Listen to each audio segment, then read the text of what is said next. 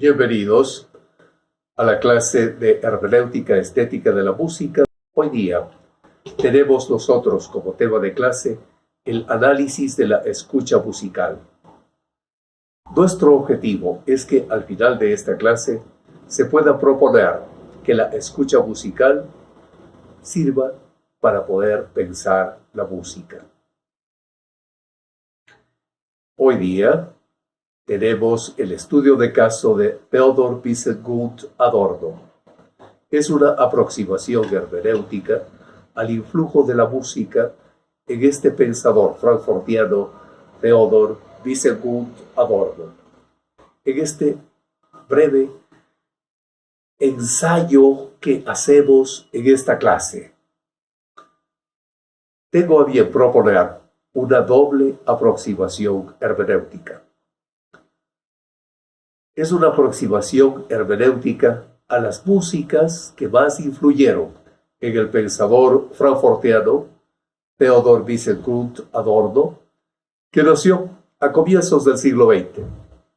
En 1903 le tocó vivir la Primera y la Segunda Guerra Mundial, le tocó vivir acaecimientos importantes a nivel del mundo, cambios en sistemas políticos y económicos, cambios en direcciones culturales, y falleció en 1969. Vamos pues a aproximarnos a la hermenéutica de Adorno en cuanto a las músicas que más le influyeron y al problema de la escucha, que ocupa un lugar central en sus textos teóricos. En el ámbito de la hermenéutica estética musical, exploro la necesidad de estudiar a Adorno como un compositor, un instrumentista, en definitiva como un músico. Theodor Adorno no es conocido como compositor, como instrumentista, como músico, sino más bien como un filósofo, como un teórico de la escuela de Frankfurt.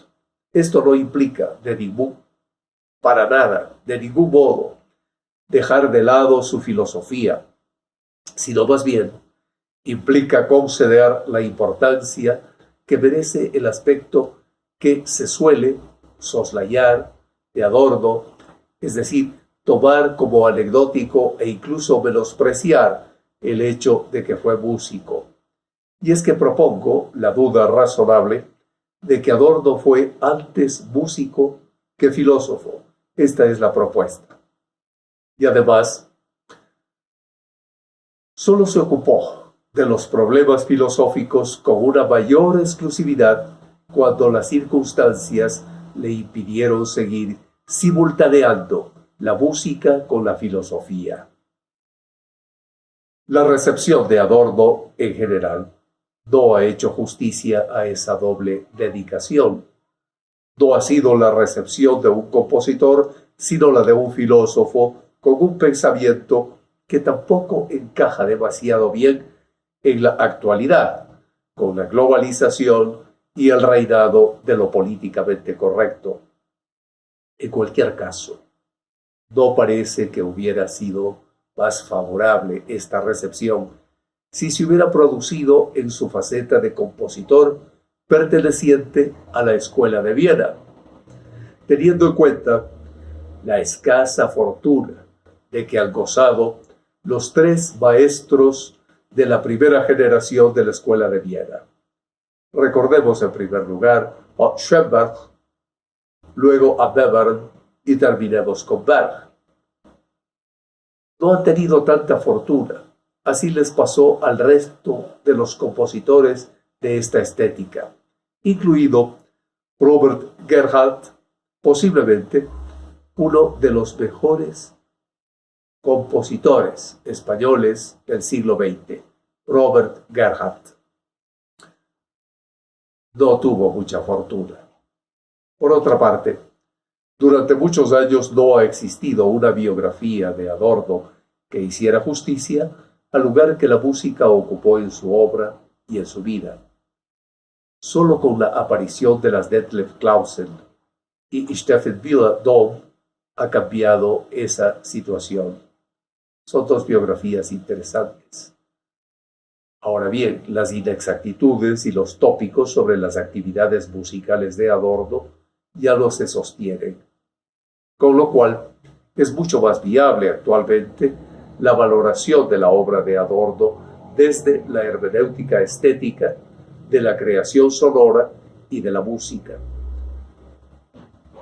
Para interpretar y comprender el papel de la música en la obra y en la vida de Adorno, hay que repasar brevemente algunos datos de su biografía. La relación de Adorno con el sonido y con la música se remonta a su infancia, como ha acontecido con algunos músicos de fama. Y menciono el sonido porque, habiendo sido su madre soprano, no es difícil sospechar que estuviera dotada de una bella voz.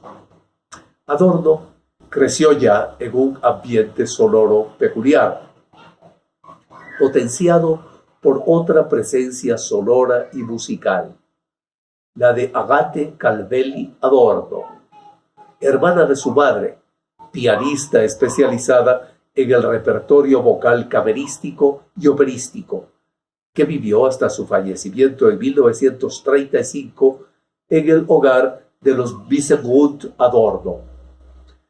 De ese paisaje sonoro originario, Theodor pasó a la música doméstica como espectador, como colaborador, pasando las hojas de las partituras cuando tocaban los adultos en las veladas musicales, y en poco tiempo también como instrumentista, porque su infancia nos ofrece estampas de la vida burguesa, de esa vida burguesa decimonónica que se prolongó hasta la Primera Guerra Mundial, es decir, hasta los albores y principios de 1914 y finales de 1917. Son imágenes que Adorno evocó en multitud de ocasiones a lo largo de toda su vida y estuvieron asociadas a algo muy similar a la felicidad y también, tal vez por la misma razón, a la utopía, a esa utopos, a ese sin lugar que es tan precioso y tan preciado. Ese ambiente familiar no determinó el futuro de Adorno. No todos los burgueses dedicaron su vida a la música, pero sí lo condicionó favorablemente. De tal manera que cuando Kracauer leyó con él la crítica de la razón pura de Kant, Adorno llevaba muchos años ya escuchando música, solo pocos meses ejecutándola al piano y con una vocación temprana de compositor. Con esas experiencias como punto de partida y después de años de actividades musicales ininterrumpidas, no es de extrañar que Adorno intentara elaborar una teoría de la escucha, que es el objeto de la clase magistral de hoy día.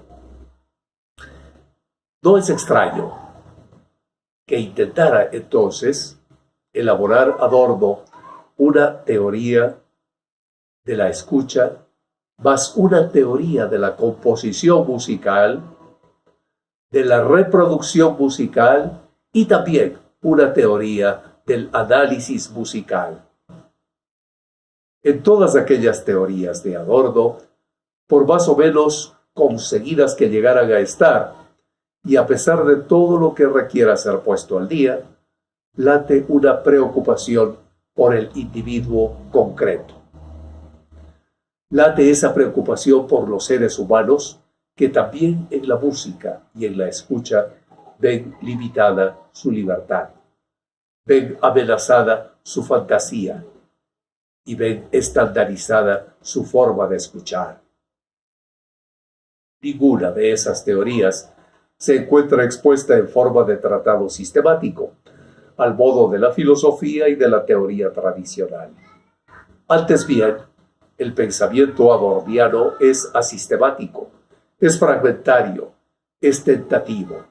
Su modelo quedó claramente expuesto y establecido en la actualidad de la filosofía. en esa obra que es una auténtica interpretación filosófica y en la cual no acierta a dar con un sentido que se encontraría ya listo y persistiría tras la pregunta, esa pregunta adorniana, sino que la ilumina repentina e instantáneamente y al mismo tiempo la hace consumirse. Por lo tanto, tiene sentido y fundamento documental, fundamento textual, presentar a Adorno desde la perspectiva de la hermenéutica estética, como compositor y músico, antes que como filósofo. A partir de esta interpretación inicial,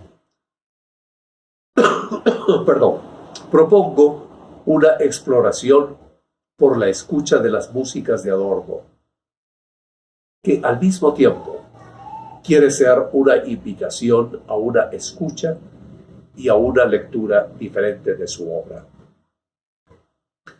¿A qué músicas me refiero? A las que escuchó Adorno en sus años de formación inicial. Es decir, a las vanguardias históricas que conoció en Frankfurt y especialmente a las que conoció desde su incorporación a la Escuela de Viena en 1925, a las que compuso también y a las que destacan por su protagonismo en aquellos ensayos adornianos. Entonces, ingresemos por las puertas de escuchar la tradición, un concepto muy hermenéutico, tradición. Gracias a la situación musicalmente privilegiada de su familia, Theodor Adorno se encontró inmerso en la historia de su música como su protagonista. Se encontró como protagonista de la escucha, como protagonista de la ejecución, como protagonista de la escritura musical. La música doméstica en torno al piano familiar le permitió conocer el repertorio clásico y romántico de primera mano. Un repertorio que le impresionó como experiencia mucho antes de que procediera a su realización racional. Esta es la idea. Es decir, muchos años antes de que procediera ya Adorno, luego de esa maduración que había seguido en el proceso y llegara a la racionalización. De esa forma, Adorno creció en una determinada tradición, en la línea conductora que va desde Bach, pasa por Beethoven y continúa con Brahms, con Chopin, con Haydn, con Mendelssohn, con Mozart, con Schubert, con Schumann, con Wagner y con Wolf. Y creció en esa tradición de los conciertos con cuartetos, lieder, sinfonías, sonatas, todo con la mediación del piano. Piano solo, piano a cuatro manos, piano en música de cámara vocal o instrumental. Beethoven aparece, como ya lo hemos expuesto, en esos años y en esas experiencias. Es Beethoven el compositor que le dejará una huella indeleble personalmente que trascenderá a su obra teórica en su totalidad. A pesar de esta preferencia de Theodor Adorno por Beethoven, el resto de los compositores que he mencionado también aparecen en los textos adornianos. No a todos ciertamente dedicó un artículo o un ensayo largo, aunque ese dato no tiene que ver tanto con la importancia que Adorno concede a cada uno de ellos, como si nos interesa esa intención que tuvo, esa posibilidad que la hizo acto de agrupar algunas ideas que tentativamente ayuden a comprender problemas musicales concretos. Eso es lo que le valió a Adorno Y por eso es que lo pudo entender también a Brahms. Por ejemplo, sobre Johannes Brahms no escribió nada extenso. Y sin embargo, solo por ser miembro de la Escuela de Viena, sería indudable que habría analizado en profundidad sus obras y que conocería y valoraría su delicado y preciso trabajo formal, pero, además, tanto sus composiciones como las alusiones y referencias que le dedica evidencian ese conocimiento en Brahms. No se diga, pues, de otra manera, sino más bien se alimenta la idea de que pudo conocerle a profundidad a Bach. Otro ejemplo, entonces, puede ser el de Johann Sebastian Bach. Adorno sí le dedica un artículo, pero lo hace en legítima defensa de Bach. ¿Cómo es eso? Adorno se enfrenta al recuperacionismo neoclasicista y neotonal desde los años 20 del siglo XX, y lo considera nefasto no solo artísticamente, sino sobre todo políticamente. En Bach, el neoclasicismo desactiva los contenidos bachianos radicales mediante un entusiasmo y un fervor que nada tienen de musicales y que consiste en enfatizar su carácter de gran músico, los grandes temas, las obras maestras frente a fragmentos y obras menos vistosas.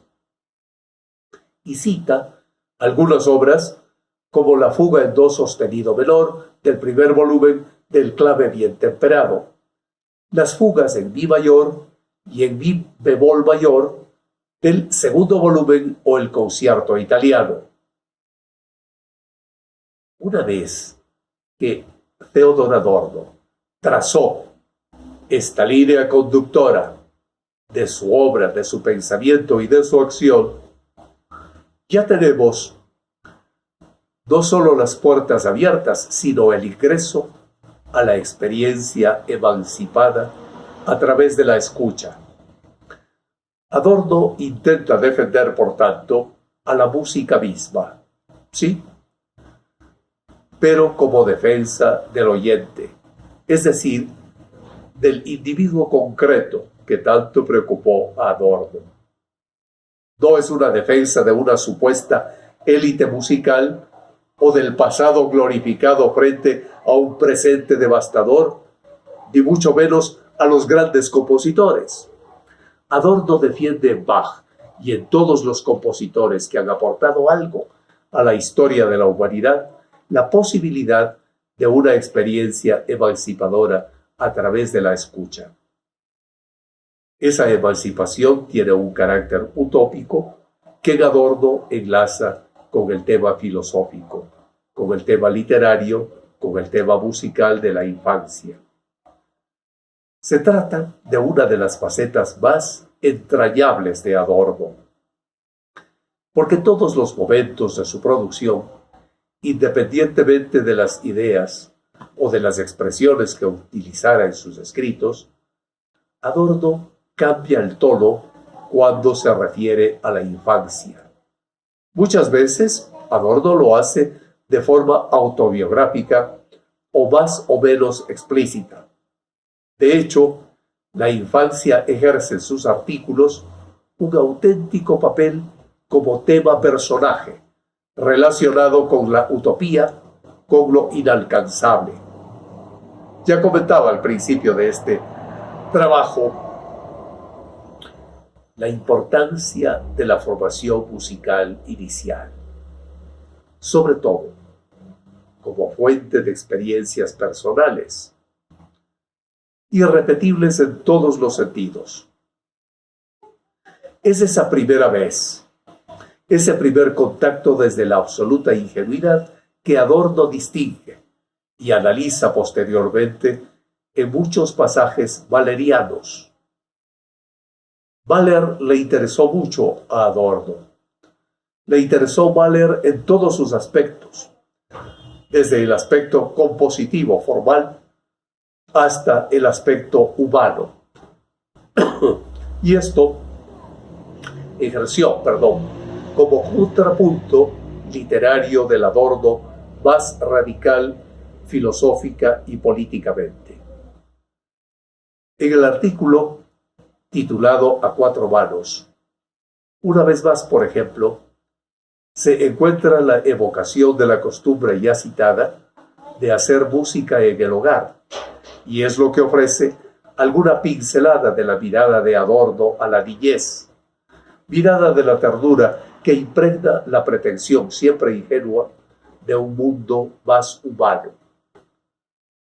Cuando algunos solitarios querían de abrigar la esperanza de tener oyentes, ni necesitan tenerlos, hacen ocasionalmente ensayos con el tocar el piano a cuatro manos. Esto no tendría por qué interrogarles, no tendría por qué tampoco irrogarles ningún prejuicio. A la postre, siguiendo el pensamiento de Theodor Adorno, siempre se encuentra también un niño para pasarles las páginas. Es la imagen del niño pasando las páginas la que desprende ese aroma de seguridades precarias que sólo aparentemente tuvieron vigencia dentro de ese mundo burgués de la infancia que iba a desaparecer en los vaivenes del llamado siglo corto de Theodor Adorno.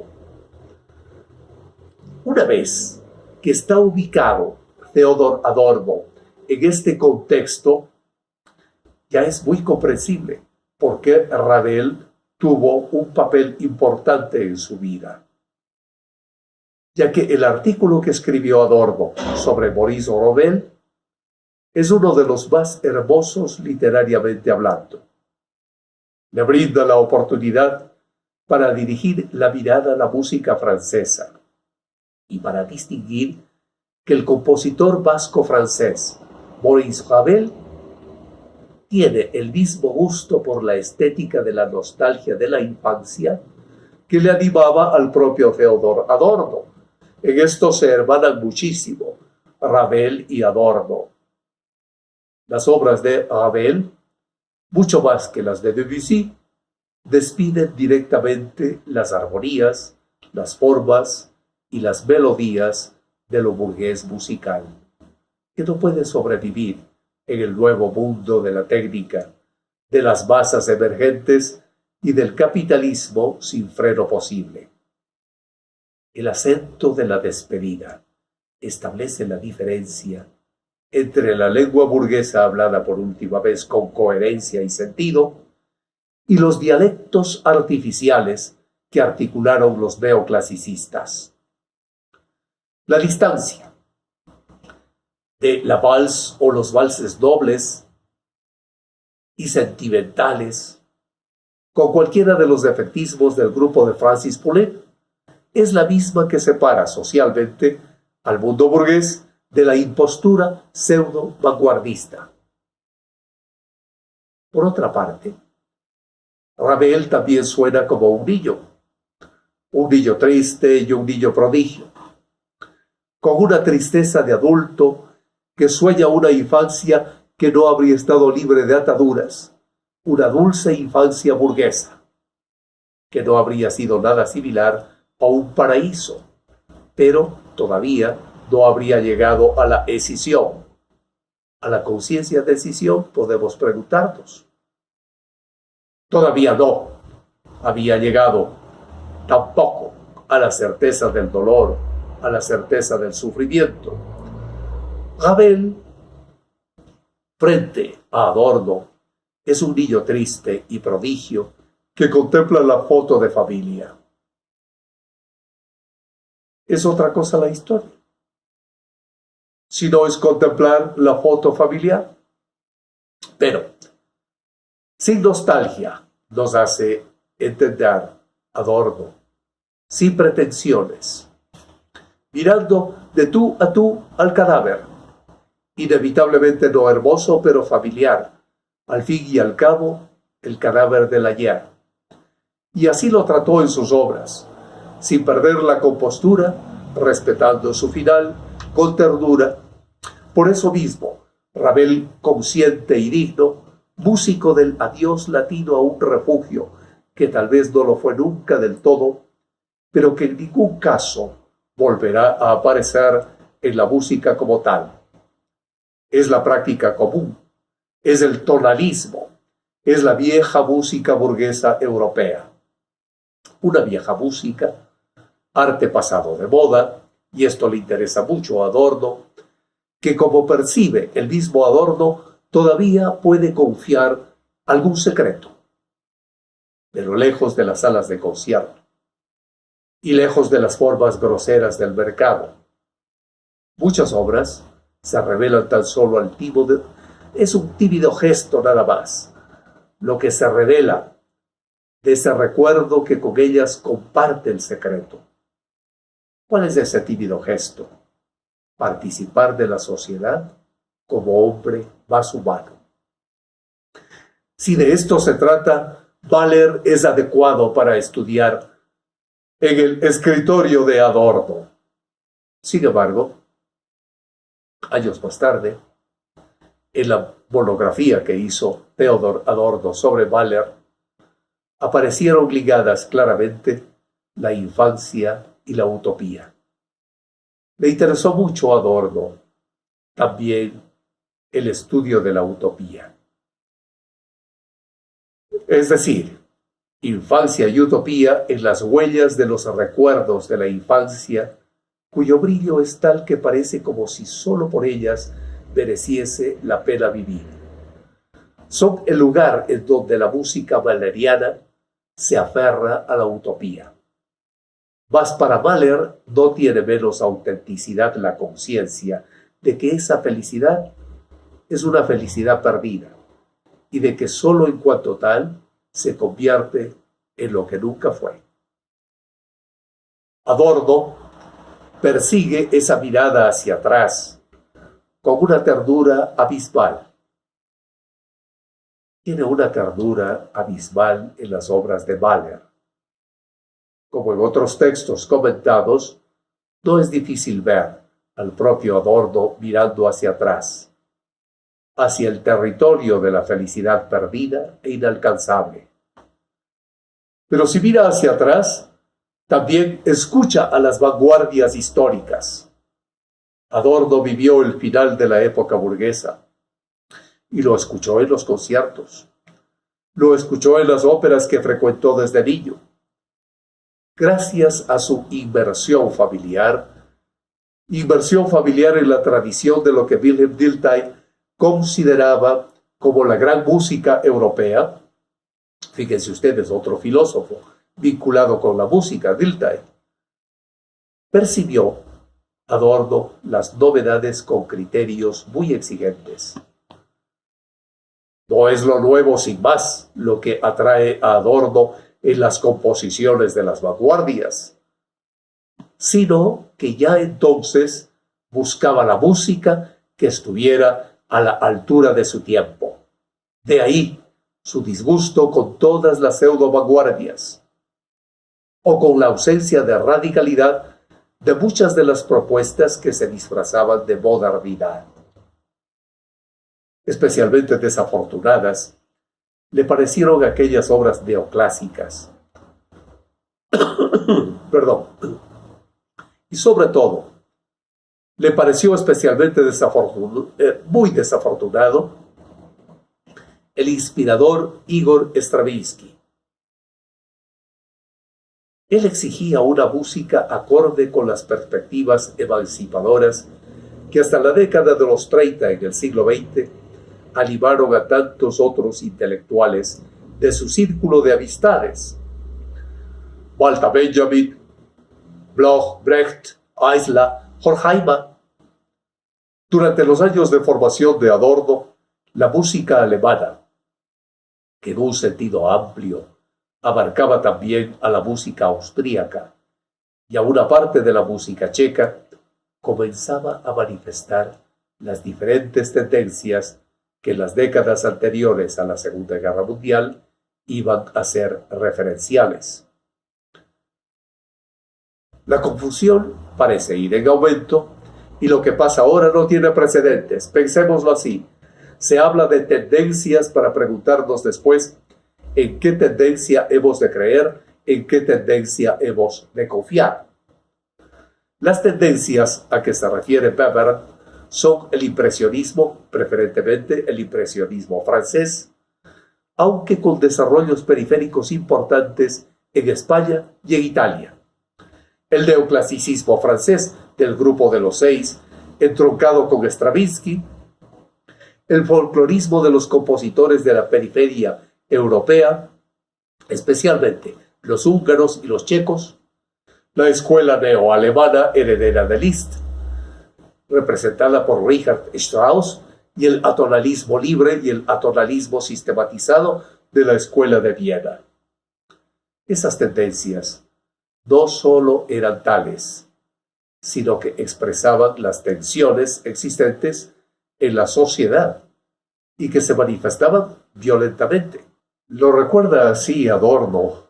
Hace 30 años, dice Adorno, existía algo así como una resistencia violenta.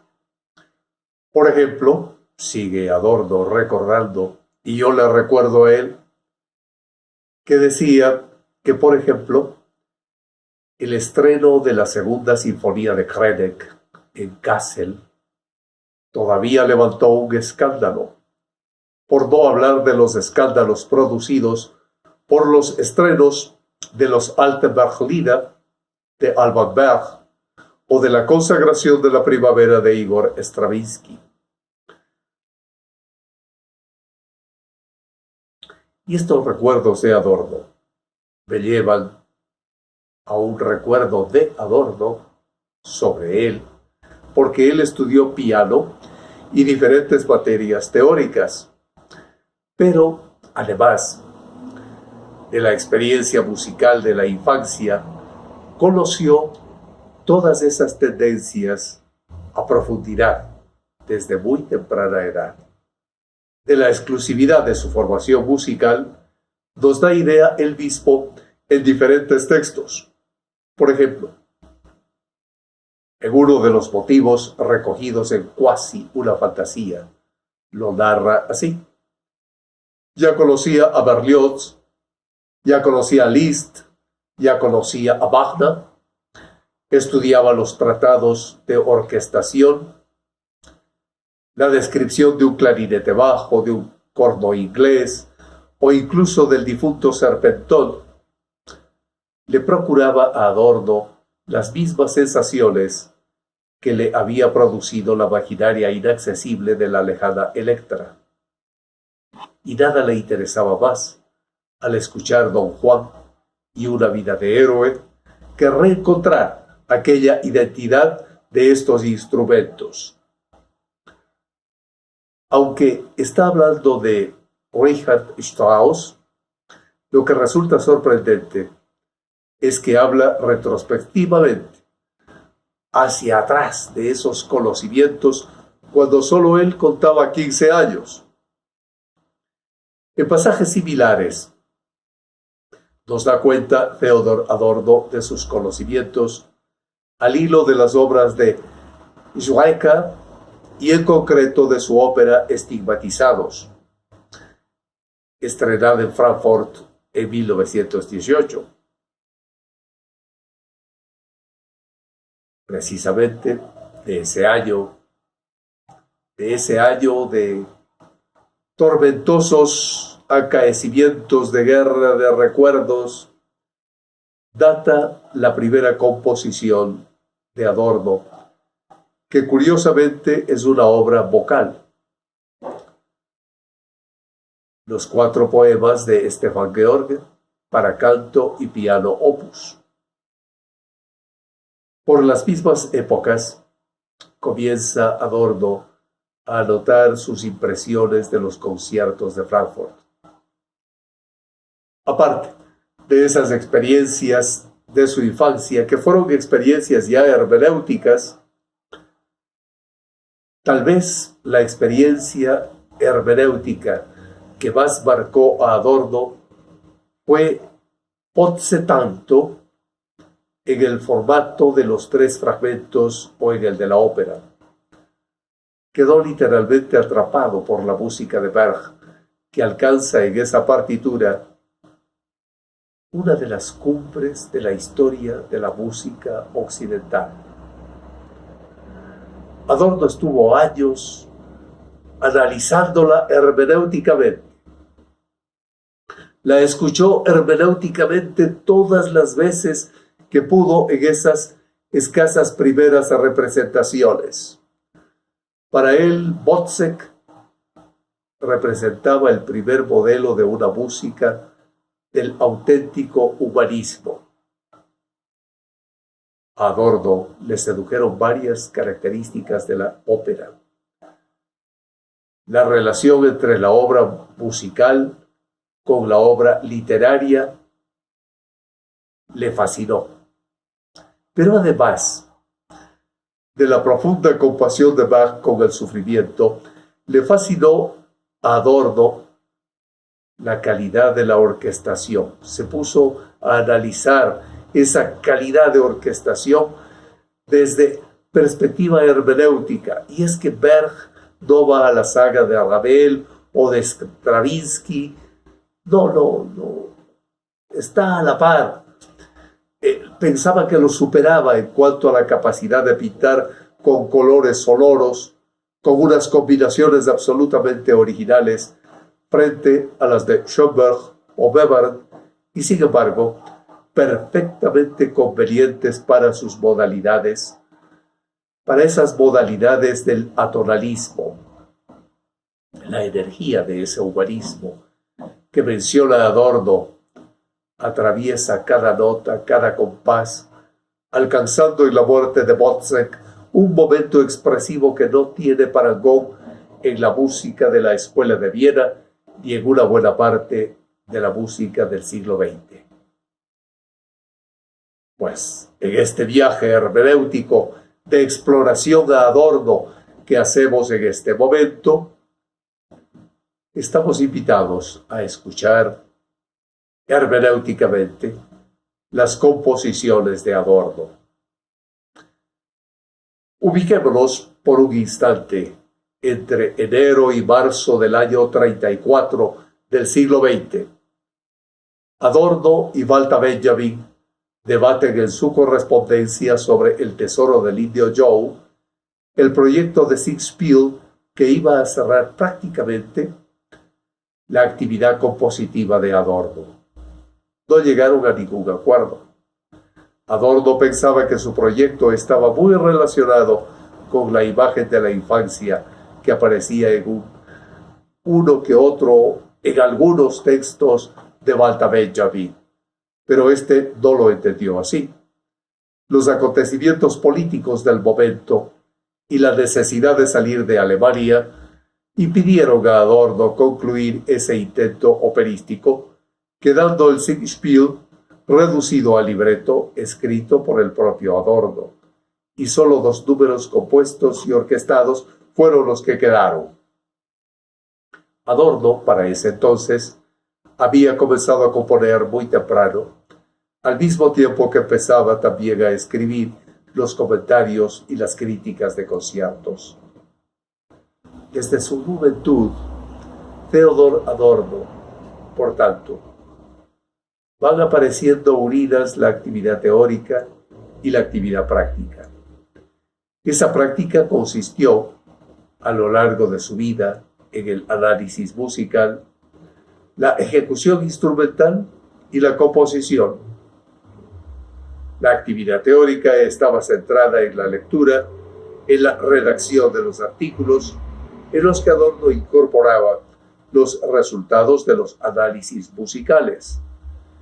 Esa división de actividades se mantuvo en la etapa vienesa, aunque la correspondencia ya mencionada, esa correspondencia en la cual entra en un desarrollo de ideas a nivel de manifiesto,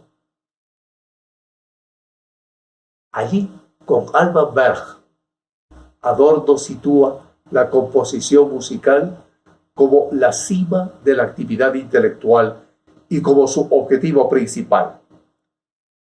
Incluso cuando está preparando su habilitación en filosofía, sigue afirmando su voluntad de dedicarse a la composición musical. Solo la conjunción de varios tropiezos profesionales y de la toma del poder por Hitler en 1933 consiguió silenciar al compositor Adorno. Más tarde, el retraso en conocer buena parte de su producción teórica se ha añadido uno todavía mayor en conocer sus composiciones. Solo la tenacidad de sus alumnos, Metzger y Riem, de su editor Rolf Tiedemann y de la pianista María Luisa López Vito, han conseguido una creación de una obra que nos enseñe lo que hizo Adorno. Han conseguido, pues, poner a disposición de los aficionados, de los profesionales, una creación musical que permite comprender mucho mejor a Theodor Adorno. En 1983 se pudieron escuchar, por lo tanto, algunas de sus obras en Stuttgart y en Palermo, más tarde en Berlín y Hamburgo, y así, poco a poco, se han incorporado mínimamente a la vida concertística las obras del filósofo Theodor Adorno. Personalmente, pues, yo creo que sus obras camerísticas son especialmente interesantes, aunque algunas de sus partituras para piano están también muy bien logradas y muestran ese acento personal a la vez que ese acento muy vienés. Entre las primeras destacaría los Sechs Studien für Streichquartett en 1920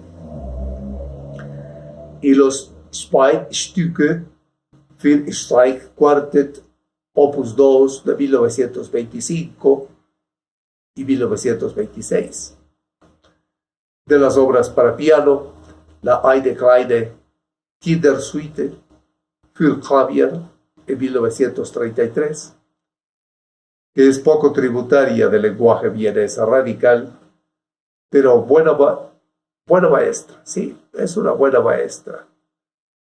Es una buena maestra de la técnica adorniana, también sobre el papel pautado.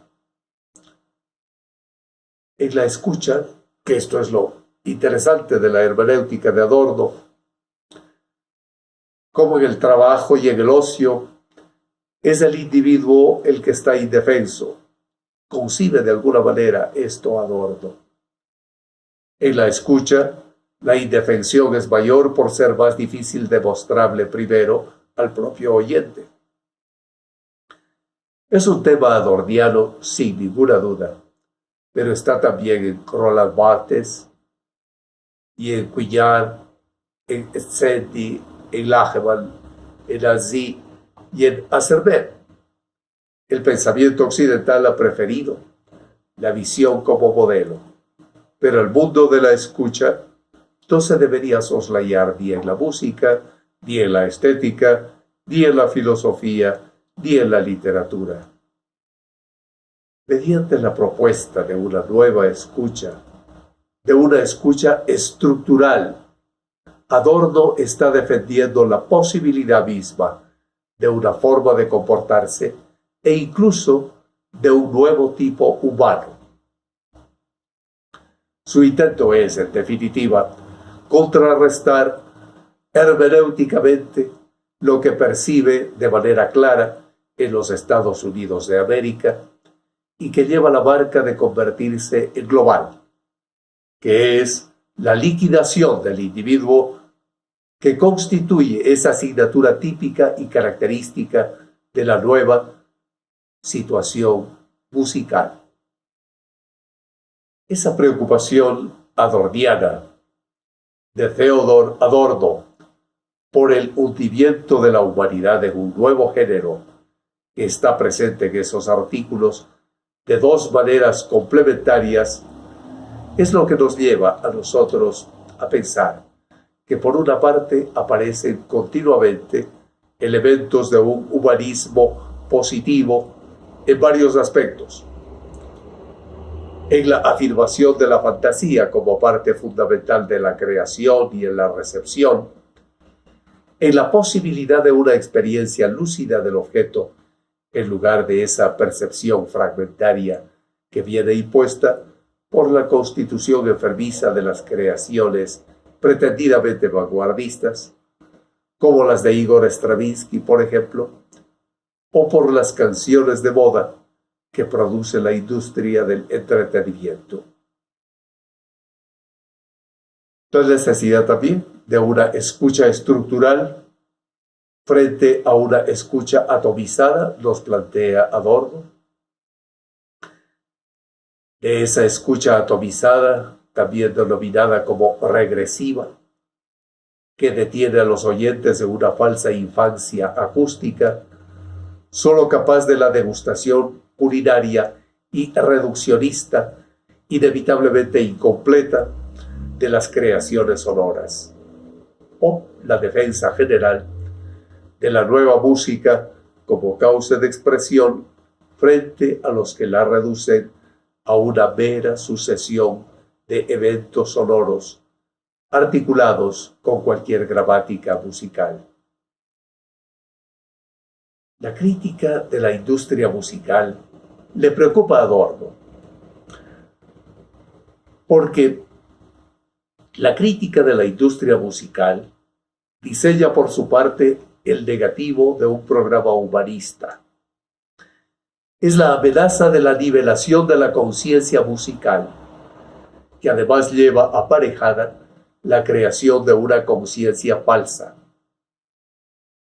Es la opresión de los hombres por una racionalidad ciega y opaca, que les priva de la libertad de elegir, pero también de la libertad de escuchar.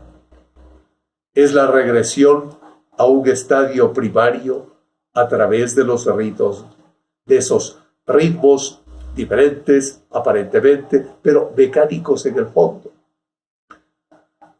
Es la ampliación de la esfera del trabajo, o la diversión, o la relación con el cuerpo y la crisis del lenguaje, lo que lo ha privado de toda capacidad de expresión al ser humano. Como ustedes pueden notar, Adorno hace esta hermenéutica en los textos, en los contextos y más allá de los textos y contextos. Todos estos elementos, junto con la crítica del antiintelectualismo y del mero hedonismo, configuran, en nuestra opinión, el humanismo musical adorniano. Adorno cree y piensa en la necesidad de mejorar las condiciones, de esas condiciones de vida de los individuos oprimidos por la falta de libertad, amenazados por el enmudecimiento, manipulados por las modas, alejados de lo espiritual. Esta es la idea de Adorno, que la completa diciendo que la música puede y debe oponerse a esas tendencias de funcionamiento universal. Theodor Adorno ha conocido así desde dentro el funcionamiento de la música radiofónica y ha visto cómo muchas de sus críticas anteriores a las músicas reaccionarias, como él las manifestaba, las decía, se hacían realidad en forma de programa de actuación de los poderes económicos que invierten en música. Lo que en el análisis cultural, lo que en el análisis hermenéutico, lo que en el análisis técnico puede quedar siempre sin falsar, se puede comprobar al acudir a las prácticas de la industria cultural. Si algunos veían excesivo el tipo de conclusiones que Adorno se permitía extraer, por ejemplo, de la música de Stravinsky, ahora no tendrán argumentos frente a lo que es constatable en cada canción de moda o en cada banda sonora cinematográfica. El humanismo musical adorniano, expresado en su hermenéutica de la música, no se quedaba en el plano teórico de las palabras mejor o peor engarzadas. No se quedaba allí, sino que llevó a Adorno hasta la defensa apasionada de una posibilidad concreta de que todo sea de otro modo. La música de la escuela vienesa de Schoenberg y sobre todo la del período atonal, es ahí donde Adorno encuentra, con ambigüedades, con titubeos, el paradigma de lo posible que tal vez solo sea el mensaje en la botella.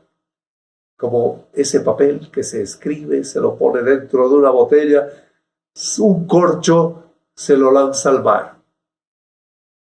La defensa de lo humano en la música se convertirá a partir de este momento en un elemento programático, bien sea en polémica con los neoconservadurismos estéticos de derechas, conservadurismos estéticos de izquierdas, bien sea en polémica con las músicas que heredan lo peor de la nueva música, la esclerotización del serialismo integral o el infantilismo de algunas propuestas neodadaístas. Todo ello está visto y criticado por Adorno. La dialéctica parece quedar establecida a partir de ahora entre la utopía y la amenaza de silencio del arte, que sería no solo el silencio del decir, sino también el silencio del escuchar. Cada escuchar después de Adorno. Escuchar desde Adorno, pero no escuchar como Adorno, solo como punto de partida y tomado críticamente, tiene sentido acercarse a la obra adorniana. ¿Por qué? Porque él lo establece de esa manera en su misma hermenéutica. Sería interesante analizar cuál fue su jerarquía de valores compositivos, por ejemplo. Si hubiera que contestar a una encuesta imaginaria que preguntara por el compositor preferido de Adorno, me atrevería a decir que su compositor preferido fue Beethoven, especialmente el estilo que Adorno denominaba tardío en Beethoven. Si se me permitiera añadir un compositor, yo elegiría a Alban Berg y sobre todo su ópera Wozzeck. Pero, si se me diera la opinión, si se me diera a su vez la opción, si se me permitiera añadir un tercer compositor, aunque pueda sonar extraño, va a sonar extrañísimo, yo estoy seguro que sí, me decantaría por Igor Stravinsky y por su Historia del Soldado. Su Historia del Soldado es clave en la hermenéutica de Theodor Adorno. Sobre la elección de Beethoven, por ejemplo, hay datos suficientes en esa edición preparada por Rolf Tiedemann de la nunca finalizada filosofía de la música que Adorno proyectó durante años y que tenía a Beethoven como centro. Beethoven habría sido una presencia habitual en las veladas musicales familiares y durante toda su vida ocupó el pensamiento adorniano, aparte de interpretar al piano sus sonatas. Tampoco parece difícil decidirse por Alban Berg. La experiencia de la escucha de los 3 fragmentos de Wozzeck es todavía hoy muy especial. Y la ópera Wozzeck, incluso cuando es obstaculizada por puestas en escena que intentan desactivar su contenido crítico tras una gestualidad pretendidamente provocadora, sigue comunicando una energía, como pocas energías, entre las compuestas en el siglo XX. Es la energía del humanismo musical. ¿Y Stravinsky? ¿En dónde lo dejamos a Stravinsky? Tal vez sería necesario un trabajo de exploración más amplia para exponer esta hipótesis que, por otra parte, no es fácilmente demostrable. Igor Stravinsky es el polo dialéctico extremo frente a la Escuela de Viena, que en filosofía de la nueva música es representada por Schoenberg. Pero la energía creativa de Stravinsky, su fantasía, su destreza, con todas las técnicas compositivas, solo podían producir en Theodor Adorno la más completa admiración, no por lo que había compuesto, sino por lo que había dejado de componer. Ahí está el asunto. Este silencio de dejar de componer, este silencio compositivo, lo estudia Adorno. Adorno, desde el radicalismo estético y político de los años 20, del siglo XX, que son también sus 20 años, no puede perdonar a Igor Stravinsky todo lo que, incluso contemplado desde la actualidad, parece que habría podido hacer en la composición. De ahí la dureza de algunos juicios adornianos, que, por cierto, nunca se dirigen a la persona de Stravinsky. Esto es básico entenderlo. Que no se dirigió contra la persona, sino a partir de la composición, a partir de su obra de Stravinsky. ¿Qué música podría haber compuesto Stravinsky?, nos preguntamos nosotros, de no haberse acomodado en lenguajes no radicales, en efectismos exitosos, en una vanguardia light, que pasado el susto de 1913 con la consagración de la primavera, le ganó el favor del público. Allí está la pregunta. Solo es posible imaginarlo a partir de alguna de sus obras o de algún fragmento de ellas. Adorno, que había analizado la práctica, que había analizado la totalidad de la producción stravinskiana, admiraba al compositor ruso como el músico que pudo haber sido y no fue. Pero todo esto son hipótesis. Las músicas que escuchó Theodor Adorno pueblan sus textos. Acercarse a ellas con el apoyo teórico del propio Adorno puede redundar en beneficio de una escucha nueva y de una perspectiva más adecuada de la estética adorniana. De una perspectiva más adecuada gracias a la hermenéutica adorniana. Escuchar las músicas de Adorno en concierto, en escena, dejarse inundar por lo tonal y por lo no tonal, por la armonía clásica o por la disonancia emancipada, dejarse tentar por Cage o Ligeti, detenerse en Bach, en Beethoven, en Berg, en Brahms, en Schoenberg, en Stravinsky, todos en profundidad, antes y después de leer hermenéuticamente los textos adornianos. En momentos diferentes, desde la heterodoxia adorniana, sumergirse también en un buen jazz, con John Coltrane, con Miles Davis, con Bill Evans, con Billie Holiday, con Charlie Parker, o en un flamenco intemporal, de Camarón de la Isla, de Manolo Caracol, de Antonio Mairena, de Anica La Pirillaca. Desde ahí, analizar las músicas de hoy y, sobre todo, escucharlas hermenéuticamente como paso imprescindible y previo para poder pensarlas, gracias a Theodor Adorno.